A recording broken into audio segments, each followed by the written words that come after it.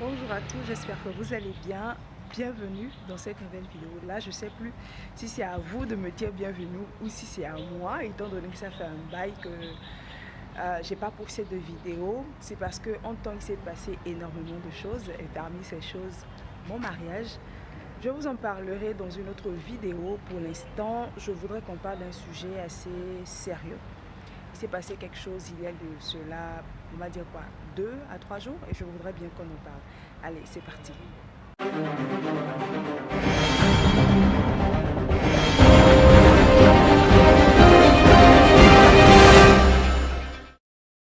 Les gars, bienvenue dans cette vidéo. Pour ceux qui ne me connaissent pas, je suis Farida Mustafa, coach formatrice en art oratoire et en prise de parole en public, animatrice événementielle, voix off, présentatrice d'émissions et responsable de l'Académie de l'éloquence. Si vous n'êtes pas encore abonné, je vous invite à le faire parce qu'ici, sur cette chaîne, nous traitons des sujets très pertinents. Aujourd'hui, je voudrais qu'on parle des erreurs de transaction Timoni et de ces personnes-là qui se permettent de retirer des sous qui ne leur appartiennent pas. Il y a de cela quelques jours, on va dire 2 à 3 jours, je devais recevoir une transaction Timoni. J'avais fait un travail et puis, bon, je vous épargne les détails. Donc, je devais recevoir une somme de 50 000 francs. Du coup, la personne me demande de lui envoyer mon numéro Timoni. Je ne sais pas ce qui se passe, je me trompe au niveau du dernier chiffre. Donc au lieu de mettre 93, mon numéro, je mets plutôt 94. Je ne m'en rends même pas compte, j'envoie le numéro et la personne fait la transaction. C'est après je me rends compte qu'au fini, je me suis trompée de numéro. Je lui demande d'annuler, il me fait comprendre qu'il a appelé Togocel, vous connaissez tout le blabla. Il a appelé Togocel et bon, finalement, la personne a déjà récupéré l'argent et il a éteint son téléphone. 50 000. Ok, donc je tente d'appeler plusieurs fois, le gars ne décroche pas. Finalement, il décroche, il me fait comprendre qu'il est maçon, qu'il est déjà sur un chantier, que lui aussi il attendait une transaction, mais il ne pouvait pas savoir que quelqu'un s'est trompé de numéro. Désolé pour le soleil est derrière moi. Donc, il ne pouvait pas savoir que la personne s'est trompée de numéro parce que lui aussi il attendait une somme. Du coup, il va essayer de trouver un point Timoni après pour me renvoyer les sous. Ça, c'est le lendemain de ce qui s'est passé. Et donc, j'attends, je ne vois rien. J'essaie de rappeler encore le soir quand je rentre à la maison. Le téléphone est éteint, jusqu'aujourd'hui. Le téléphone est éteint. Je suis sûre que je ne suis pas la seule personne qui, malheureusement, a déjà été victime d'une telle situation. Je ne suis pas la seule personne qui a déjà perdu de l'argent, on va dire ça comme ça, qui a déjà perdu de l'argent, peut-être parce que la personne qui a envoyé les sous s'est trompée ou peut-être que nous-mêmes, nous nous sommes trompés en envoyant le numéro. Mais moi, ce que je veux dire, c'est que dans la vie, rien ne nous arrive par hasard. On ne peut pas se permettre d'utiliser des sous qui ne nous appartiennent pas. Même si la personne s'est trompée de numéro, en réalité, il nous faut une once d'honnêteté. C'est très important. J'en parle aujourd'hui parce que ce sont des choses qui arrivent quasiment tout le temps et il faut à un moment donné qu'on en parle et surtout qu'on propose des solutions. Mais avant d'arriver aux solutions, ce qu'il faut garder à l'esprit, c'est qu'à un moment donné, quand quelque chose va arriver à cette personne-là, il va se demander, mais qu'est-ce que j'ai fait au bon Dieu pour mériter ça? Il va complètement oublier qu'à un moment ou à un autre, il a été malhonnête. Qu'à un moment ou à un autre, il a été voleur, on va dire ça comme ça. Il va complètement oublier qu'il a fait du mal à quelqu'un. Parce que oui, c'est faire du mal. Parce que tu reçois de l'argent sur ton téléphone, tu ne sais pas l'origine de cet argent, tu ne sais pas à quoi ça sert, tu ne sais pas si c'est pour une urgence, etc., etc.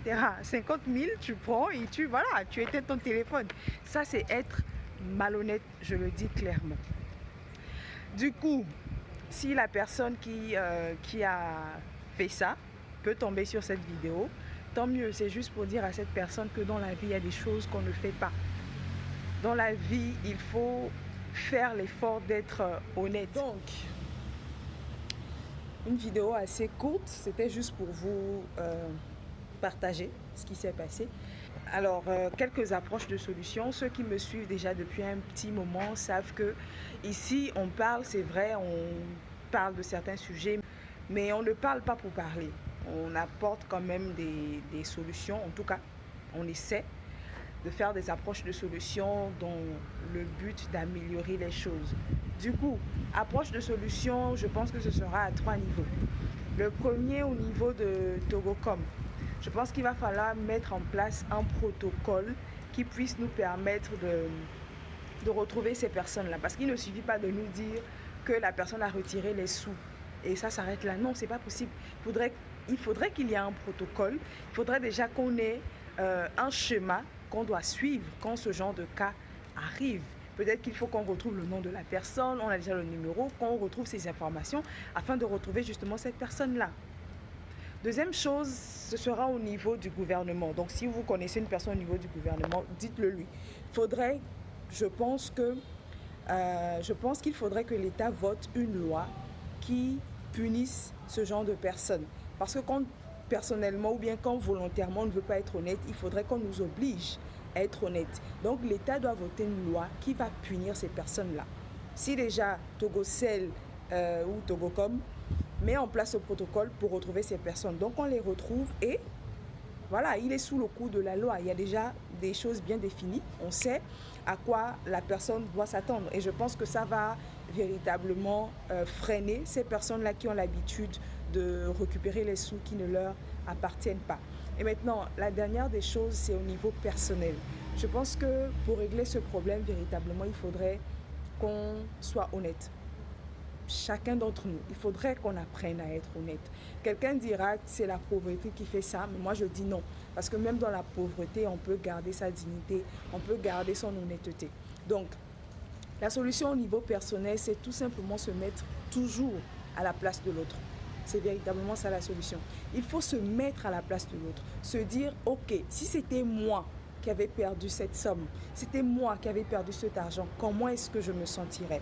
Si c'était à moi qu'on avait pris cet argent, est-ce que je m'en sortirais? Comment est-ce que j'aurais pris l'affaire, voyez-vous? Parce que c'est comme je le dis, si tu te mets à la place de l'autre, tu ne peux pas poser de tels actes. Si tu te mets à la place de l'autre, tu vas quand même avoir un petit pincement de cœur avant de faire certaines choses. Mais non, le monsieur, lui, il a juste vu une notification de Timoni, vous avez reçu 50 000 fois. Il s'est dit, ah, à la bonne heure, l'homme est difficile. Donc du coup, non, moi je pense qu'on ne fait pas ça. C'est pas possible. C'est pas pour dire que je suis la plus honnête, mais quand même, un certain nombre de choses, je peux reconnaître que je ne le fais pas. Notamment récupérer des sous qui ne m'appartiennent pas. Parce que oui, plusieurs fois j'ai reçu des transactions Timoni par erreur et j'ai renvoyé. C'est pas mon argent, je ne peux pas l'utiliser, c'est pas possible. Ou encore, il aurait pu attendre qu'on lui fasse un signe parce qu'il dit qu'il attendait des sous. Mais attends qu'on te fasse signe pour demander si tu as reçu des sous. Aussitôt la transaction faite, aussitôt l'argent retiré, aussitôt téléphone éteint. C'est pas les comportements des malhonnêtes ça. Voilà, donc je pense que c'est tout pour cette vidéo, mais véritablement, je pense que la dernière approche de solution sera la plus importante. Parce que même si Togocom ne fait pas ce qu'il faut, même si le gouvernement ne vote pas une loi qui va punir ces gens-là, je pense qu'on pourra s'en sortir si chacun fait l'effort de se mettre à la place des autres, comme je l'ai dit. Donc voilà, c'est un peu tout pour cette vidéo. Elle a été très brève, c'était juste pour vous partager ça, comme je le disais, c'était juste pour vous partager c'était juste pour vous partager ma petite mésaventure d'il y a quelques jours. Je vais vous demander de partager au max cette vidéo. Si vous êtes dans le cas, si vous avez déjà été victime d'une telle situation, laissez votre avis dans les commentaires. Dites-nous comment vous avez géré la situation. Si vous faites partie des gens qui retiraient les sous, l'argent des gens, dites-nous aussi dans les commentaires et expliquez-nous pourquoi vous le faites. Peut-être qu'on en parle ou peut-être qu'on vous en veut parce qu'on ne comprend pas. Donc, si vous avez tendance à retirer l'argent des gens, dites-le nous dans les commentaires. N'hésitez pas à partager vos expériences, mais surtout partager la vidéo au max. C'est très important. Il va vraiment falloir que cette situation, on l'améliore, on la change. Donc, prière de partager au maximum. Donc, prière de partager au maximum cette vidéo. Je compte sur vous, les gars. C'est très important. Timoni. Erreur Timoni. Il faut que ça cesse. Merci et à la prochaine. C'est le moment. Abonnez-vous. Activez la cloche de notification. pour être notifié dès que je sors une nouvelle vidéo. Sur ce, je vous dis à la prochaine.